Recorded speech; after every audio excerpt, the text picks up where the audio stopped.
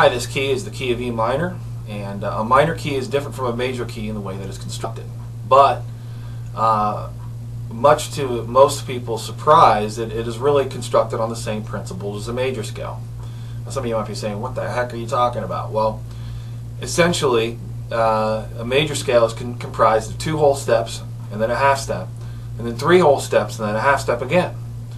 And the 6th position of that whole step, half step, and the 3 whole step, half step routine that I just described to you, the 6th position, so whole step to the 2, whole step to the 3, half step to the 4, and then a whole step to the 5, and then another whole step to the 6. The 6th position is what we're going to call number 1, and then we're going to start from there.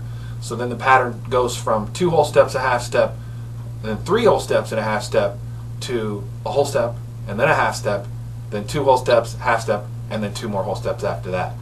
Now, if all that whole step, half step stuff that I'm talking about right now doesn't make any sense to you, be sure to look at our music theory video section. That will go over in detail how that stuff works, and just like all the other videos on the site, it's constantly being added to. There's going to be a lot more, so if there's anything under construction, you can expect it to not be under construction for very long. We're moving very fast here, and there's going to be a lot of really cool stuff, which I myself will be adding in the future. So stay tuned.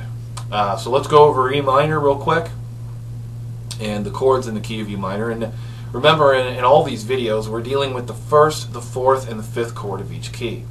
And in the key of E minor, if you download the corresponding PDF for this lesson, you'll see that the 1st, 4th, and 5th chords, just like in the key of E minor, okay, the 1st, 4th, and 5th chords are all minor chords. So E minor is the 1st, A minor is the 5th, and then B minor, or B7, if you will. You can make the 5th chord a 7th chord anytime you want. It's the dominant 7. There are some rules to that, and there's different flavors and ways to move it around, but just know that the 5th chord in any scale can be turned into a 7th chord, and it really sounds kind of cool. And that's what we've done here. So the 3 chords that we're going to be messing with are E minor, A minor, and B7. So let's take a look at those real quick. So E minor is down here, and you want to use these 2 fingers, your middle and your ring finger, for E minor. Okay? And then for A minor is right next door, so you just move this stuff to the adjacent strings over here, and there you have A minor. And contrary to popular belief, you can hit all of the strings, including the low E string, with A minor. You don't have to, but you can if you want, because E is E's the 5th of the chord A minor, so you can put it in there if you want. You're putting it on over here, you might as well put it over there too. Like I said, you don't have to do that if you don't want to. And then there's B7, which is a triangular formation back here, and you've got this one on top. And some people have problems with B7 when they first do it for the first time. Don't worry about it. You know, it's a big chord. There's all 4 fingers in there, and you want to be careful to stay away from the the bottom E string. That's not included. So there's B7. And something fun you can do is you can put your middle finger down on this bottom string, and then the fleshy part of this finger here would mute out the string that's underneath it, the one that you just came from. And you can get sort of this is the 5th on the bottom instead of the 1. So you get sort of a different sound, so you can move it between this note and this note, so. And kind of do a circus theme. I don't know what you'd call that, but essentially that's a little trick among many tricks here on the site. Let's look at some pathways between these chords. And these pathways are getting kind of easy here. We've got E minor here, okay? And what I'd like to ask you to do is just put this, you know how B7's got the triangle over here? Well, just keep this finger back here, because you're going to use it. So there's E minor. You know, you got this sneaky finger back here. You're waiting, basically, and all you're going to have to do at this point is just take this finger, the ring, and move it over so it forms a triangle, and then put it on top over here. The pinky. So to go from E minor to B7 is a snap. Just think about where your fingers are.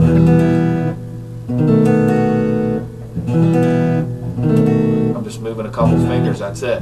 Sometimes you got to jump like an acrobat, like a trapeze artist, but usually it's just boom, it's right there. And the more these little shortcuts you get, the better you're going to get, the faster you're going to get better. Okay, so without strumming, just go ahead and do this. And just get used to it. Okay. All right, let's look at E minor with going to A minor. So here's E minor. Okay.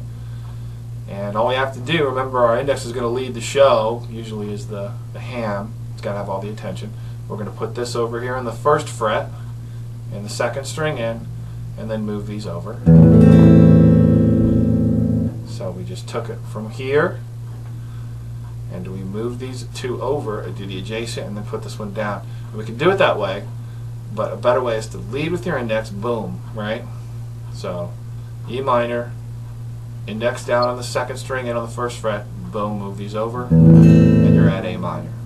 Try that a couple times without playing it. I'll give you some time if you need to pause the video. Okay, let's go ahead and get started on the practice progression. Looks like we're doing E minor, A minor, E minor, B7 for the first line. And then E minor, A minor, B7, and then E minor. And the second line there, you see how the last two chords are flipped around? That's a real effective little trick. So if you get four chords that sound really good together, the second time you do them, take the last two chords and just flip them. It's just called a flip, and it adds some rhyme to your song, and that comes with form and songwriting and stuff. And to understand that better, in our songwriting section, we explain how that works. So please be sure to check that out and download the 4 MP3 files over here. It should be in the description for this video. One's played at 40 beats a minute, then 70, then 100, then 130. I'm just going to take it real easy here, middle of the road speed. So let's go ahead and gear up and get started. And if you're not ready yet, of course you can download those files and and do it that way. So here we go. 1, 2, 3, 4.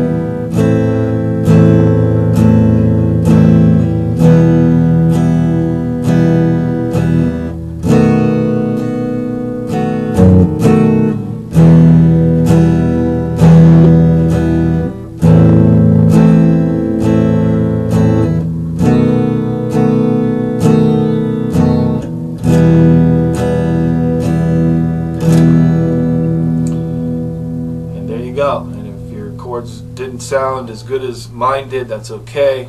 I've been playing a long time. Cut yourself some slack. Sometimes this stuff just doesn't pop right out of the box, and it's going to take a little practice and dedication. Usually I recommend between 20 and 30 minutes a day. So if you come here for 20 minutes, 30 minutes a day, watch a few videos, practice a little bit, that's good every day. You don't have to practice for 5 hours a day if you don't want to. I mean, if you want to, I'm not going to stop you, but you don't have to kill yourself trying to practice. You're not at Juilliard. And if you are Juilliard and you're watching this, I'm really happy. Thanks a lot. Anyway, this is Steve Johnson with Second Floor Studios, and wishing everybody the best, and take care, and we'll see you at lessons. Bye now.